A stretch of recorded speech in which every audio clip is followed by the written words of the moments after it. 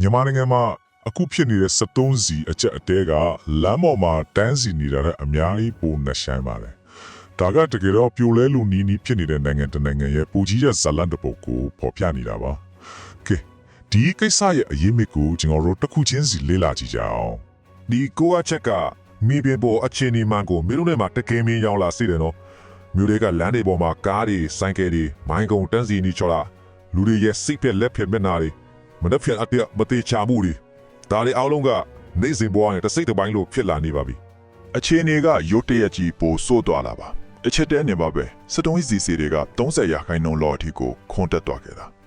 ဒါက2021နောက်ပိုင်းအမြင့်ဆုံးနှုန်းဖြစ်ပြီးမိသားစုတွေနဲ့လုပ်ငန်းရှင်တွေအတွက်တော့တကယ်ကိုကြီးမားတဲ့စီးပွားရေးထိုးနှက်ချက်တွေကိုဖြစ်သွားခဲ့တယ်အခြေအနေဘယ်လောက်ထိဆိုးရွားနေလဲဆိုရင်အာဏာပိုင်တွေကခွဲတန်းစနစ်ကိုတရားဝင်ချမှတ်ခဲ့ရတဲ့အထိပါပဲကိုပိုင်ကားတစ်စီးကိုတစ်ပတ်ဘယ်လောက်ပဲဖြည့်ရမယ်တက္ကစီဆိုဘယ်လောက်ထရက်ကားဆိုဘယ်လောက်ဆိုပြီးကန်တက်ချက်တွေချမှတ်လိုက်တာက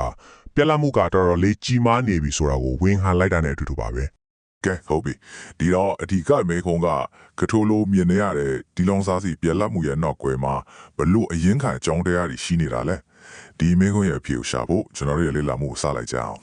ပထမဆုံးနဲ့အဓိကအကြဆုံးအကြောင်းရင်းကိုအရင်ကြည့်လိုက်ကြရအောင်အဲ့ဒါကတော့မြန်မာနိုင်ငံဟာနိုင်ငံခြားကတင်သွင်းတဲ့73စီအပေါ်မှာအလွန်မင်းမိခေါ်နေရတဲ့အားနည်းချက်ပေါ်ပဲ95ရာခိုင်နှုန်းဒီကိန်းဂဏန်းကတော်တော်လေးစဉ်းစားစရာပဲနော်ဆိုလိုတာကနိုင်ငံရဲ့73စီလိုအပ်ချက်အားလုံးဒီဘောကိုပြီးပကနေပဲတင်သွင်းနေရတာပါပြီးတွင်းမှာက9ရာခိုင်နှုန်းလောက်ပဲထုံးနိုင်တော့ဒါကနိုင်ငံအတွက်အကြီးမားဆုံးအားနည်းချက်တစ်ခုဖြစ်နေတာပေါ့ဒါကိုစီးပွားရေးဘက်ကနေကြည့်လိုက်ရင်ပိုပြီးတော့ရှင်းသွားနိုင်မယ်နိုင်ငံကနေတင်သွင်းရတဲ့ကုန်ပစ္စည်းအလုံးရဲ့စုစုပေါင်းတန်ဖိုးထဲမှာ3ပုံတစ်ပုံ33ရာခိုင်နှုန်းက73စီတင်သွင်းဖို့တခုတည်းပဲတုံးနေရတာပါနိုင်ငံခြားငွေပေါ်မှာတကယ့်ကိုဝန်ထုတ်ဝန်ပိုးကြီးတစ်ခုဖြစ်နေတာပေါ့ဒီနေရာမှာပိုပြီးတော့စိုးရင်စရာကောင်းတာကအဲ့ဒီတင်သွင်းနေရတာကနိုင်ငံတနိုင်ငံတည်းကိုပဲအဓိကမိခိုနေရတာပါစုစုပေါင်းရဲ့69ရာခိုင်နှုန်းကိုစင်ကာပူနိုင်ငံတစ်ခုတည်းကနေပဲတင်သွင်းနေတာဆိုတော့ထောက်ပံ့ရေးကိုယ်စားမှာတခုခုမားသွားတာနဲ့အလွယ်တကူပြတ်တော့သွားတဲ့အန်ဒရယ်အကြီးကျယ်ရှိနေတာပါနောက်ထပ်အားနည်းချက်တစ်ခုကနိုင်ငံရဲ့အရေးပေါ်အရန်73စီပါ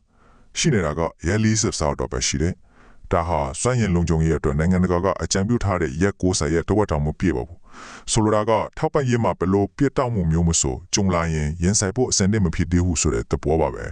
ဲဒီတော့အဓိကအချက်ကဒီအားနည်းချက်တွေကအရင်ကတည်းကရှိနေပြီးသားပေါက်ကွယ်ထွက်ဖို့အချင်းကိုပဲစောင့်နေတဲ့ဘုံတလုံးလိုပါပဲဒီအကွဲကြောင်းတွေရှိနေတဲ့အတွက်နိုင်ငံကနောက်ထပ်လာမဲ့ထိုးနှက်ချက်တွေကိုကြံကြံခံနိုင်စွမ်းမရှိတော့ပါဘူးကဲအခုအဲ့ဒီဘုံကိုမီးရှို့လိုက်တဲ့တခြားအချက်အသေးလေးအကြောင်းဆက်ကြည့်ကြရအောင်ဒါတွေကိုပညာရှင်တွေကဘဲပေါင်းစုံလို့ခေါ်ကြပါလေ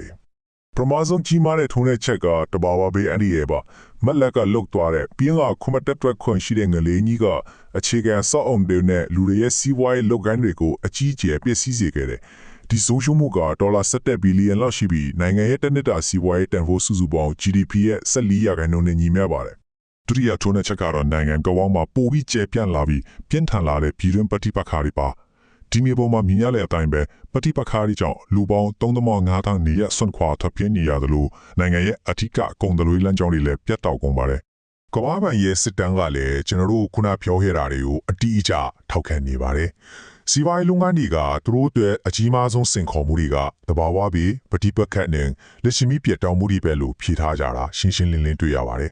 ဒီချက်တဲ့တွေကဒိုမီနိုတုံးတွေလိုပါပဲတခုလဲသွားလာနဲ့ဂျန်နာဒီပါတန်းစီပြီးလိုက်လေကုန်တော့တာပါပဲတခုနဲ့တခုဘယ်လိုတွေခဲရိုက်ပြီးအခြေလေးကိုပိုဆိုးစေတယ်လဲဆိုတာစက်ကြည့်ကြအောင်ပါ73စီမရှိတော့ဘာတွေဖြစ်လာတယ်လဲဒီချက်ကြည့်လိုက်အောင်တေယူပို့ဆောင်ရေးလေးရက်တော့တယ်စိုက်ပျိုးရေးမှာဒီဇယ်မရှိတော့စက်တွေမလဲပတ်လိုက်ပဲစာနာရိခဖူလုံးမှုကိုချင်းချောက်လာတယ်ကုန်ထုတ်လုပ်ငန်းတွေမှာစရိတ်တက်လာတယ်လက်စမီကလည်းပိုပြီးပြတ်တောက်လာတယ်အရာရာတိုင်းကိုထိခိုက်စေပါတယ်ဒီစီးပွားရေးထုကားတွေရဲ့ဝင်ထုတ်ဝင်ပိုးကိုအဓိကထမ်းနေရတာကတော့တာမန်ပြည်သူတွေပါပဲကမ္ဘာ့ဘဏ်ရဲ့အချက်လက်တွေအရနိုင်ငံရဲ့စည်ရဲနွမ်းပါမှုနှုန်းက37ရာခိုင်နှုန်းမှရှိနေပြီး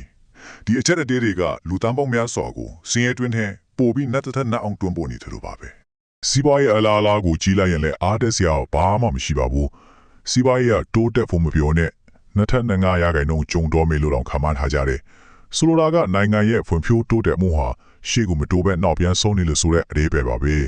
ကဲအခုဒီလောက်ဆိုးရွားတဲ့အခြေအနေကနေရှေ့ဆက်ဘာတွေဖြစ်လာနိုင်မလဲကြန့်ရှိနေတဲ့ကြီးမားတဲ့စင်ခေါမှုတွေကဘာတွေလဲဆိုတာနောက်ဆုံးနေနဲ့ကြီးကြရအောင်ပါကျွမ်းကျင်သူတွေကတော့အထူးကလောက်ဆောင်ရမယ့်ချက်၃ချက်ကိုထောက်ပြထားပါတယ်တနင်္ဂနွေကိုမိခုမနေပဲတင်သွင်းတဲ့နိုင်ငံတွေကိုမတူကွဲပြားအောင်လုပ်ဖို့အရန်ဆက်၃စီကိုအရေးတကြီးတိုးမြင့်စုဆောင်ဖို့ပြီးတော့အိန္ဒိယနိုင်ငံတွေကအောင်မြင်နေတဲ့နီလန်တွေကိုလေ့လာပรับသုံးဖို့ပဲဖြစ်ပါတယ်ဒါကနောက်ဆုံးမှာတော့အပြေရှာရမယ့်မင်းဟွန်းကြီးတစ်ခုကိုမွေးထုတ်လိုက်ပါတယ်ဒီလိုထိုးတဲ့ချက်တွေတစ်ခုပြီးတစ်ခုစက်တိုက်ကြုံရတဲ့တန်တရာထဲမှာနိုင်ငံတနိုင်ငံဟာပြန်လဲထူထောင်ဖို့အတွက်လိုအပ်တဲ့တည်ငြိမ်မှုကိုဘယ်လိုရှောက်ဖွဲ့နိုင်မလဲဒါဟာမြန်မာနိုင်ငံရဲ့အနာဂတ်အတွက်အဓိကကျတဲ့စိန်ခေါ်မှုကြီးတစ်ခုဖြစ်ကျန်ရှိနေမှာဖြစ်ပါတယ်